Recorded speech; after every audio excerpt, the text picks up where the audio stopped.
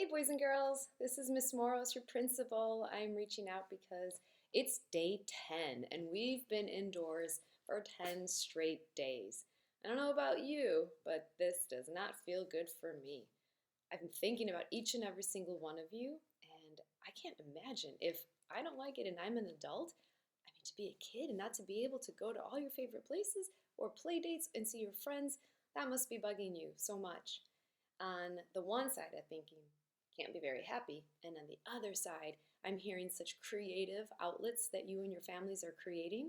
I know that some of our fourth and fifth graders are creating online study groups, and you might have more opportunity to connect virtually, which is super exciting. And I have to say, I'm really impressed with some of your talents so far online.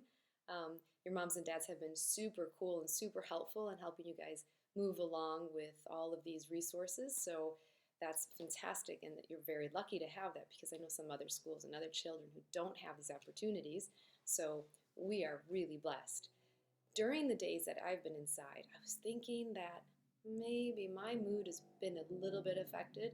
And as you can see here, even Peanut, who likes to hang out behind me, she also kind of gets a little bit down when we're inside the whole time. So I thought, what a perfect opportunity to read A Grumpy Monkey to everyone.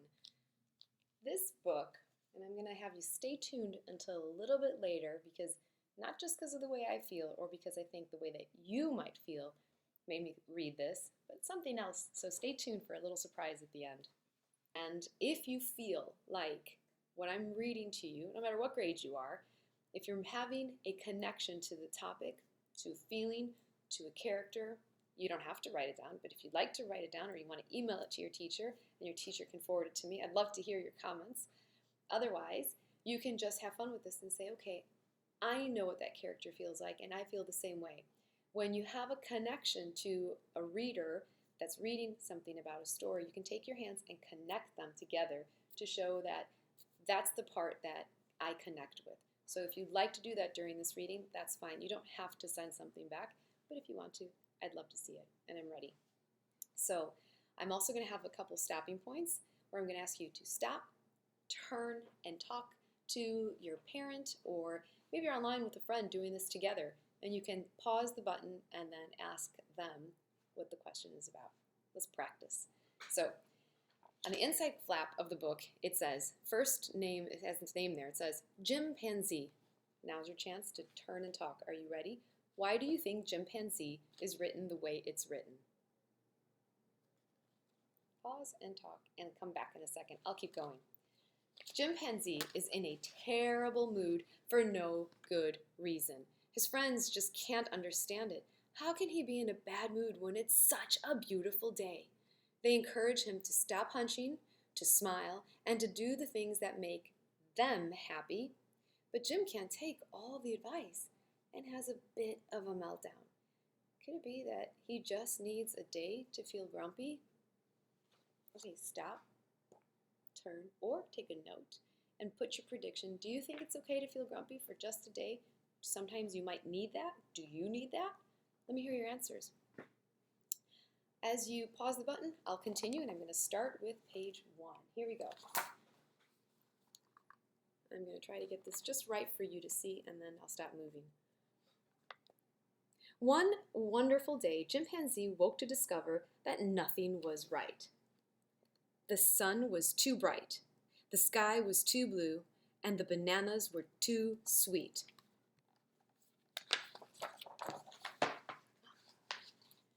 Jim was confused. What's going on?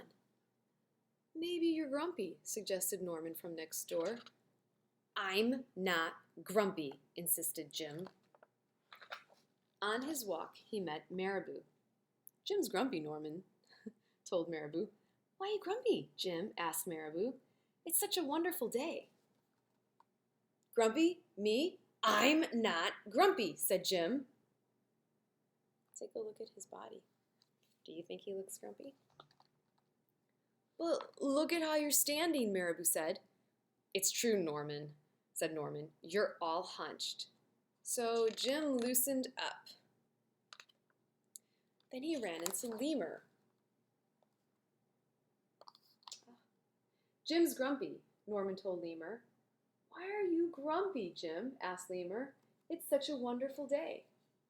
Grumpy? Me? I'm not grumpy, said Jim. Your eyebrows look grumpy, said Lemur. It's true, said Norman. They're all bunched up. So Jim raised his eyebrow.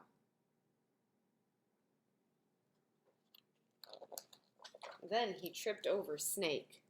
Oh no, said Norman. That's the last thing you need when you're feeling so grumpy. Grumpy? Me? I'm not grumpy, said Jim. Then why that frown, said Snake. I think it's because he tripped over you, Norman whispered to Snake. So Jim put a smile on his face. And finally, Jim looked happy. But he didn't feel happy inside. What do you think is more important, to look happy on the outside or to feel happy on the inside? I'm curious to hear your thoughts. Everyone wanted Jim to enjoy this wonderful day. You should sing with us, said the birds. Jim didn't feel like singing. You should swing with us, said the monkeys. Jim didn't feel like swinging. You should roll with us, said the zebras. Jim didn't feel like rolling. You should stroll with us, said the peacocks. Jim didn't feel like strolling. You should lie in the grass. You should stomp your feet. You should take a bath. You should make a splash. You should hug someone. You should laugh. You should take a nap. You should eat old meat. Or some honey. You should jump up and down. You should sit in the sun. You should dance. I can't let you see everything. But Jim didn't feel like doing any of that. Why are you grumpy, Jim? Asked the others. It's such a wonderful day. I'm not grumpy, shouted Jim as he beat his chest. And then he stormed off. So, have you ever been in this position? Have you ever just had to walk away when you're feeling upset? And if you have, and you're making a connection right now, I really want to know what that helps you do if you walk away.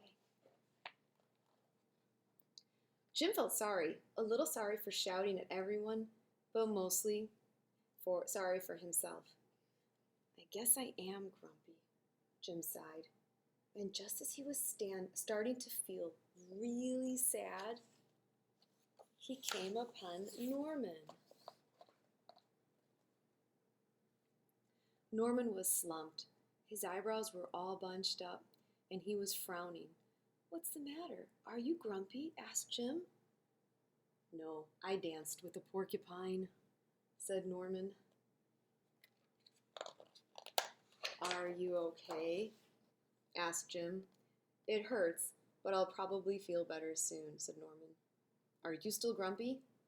Yes, said Jim, but I'll probably feel better soon enough too. For now, I need to be grumpy. It's a wonderful day to be grumpy, said Norman, and Jim agreed. And he already felt a little bit better. Boys and girls, I hope you really enjoyed that short book and that very meaningful book at this time. And I wish your families well. I have to say I miss you guys all so much, and I cannot wait till we're back to our regular routine. But until then, continue all the fantastic work you're doing online, and make sure to stay tuned for your teachers' updates. I've also heard that some kids are getting up at 9 o'clock not to get out of their routine, so they're online and they're waiting for their teacher's instructions. So that's fantastic news. That means you won't be able to sleep later when school is back in session. So keep up the great work, everybody. Miss you very much. Be well and stay safe. Bye. Sophia, I am not the grumpy monkey.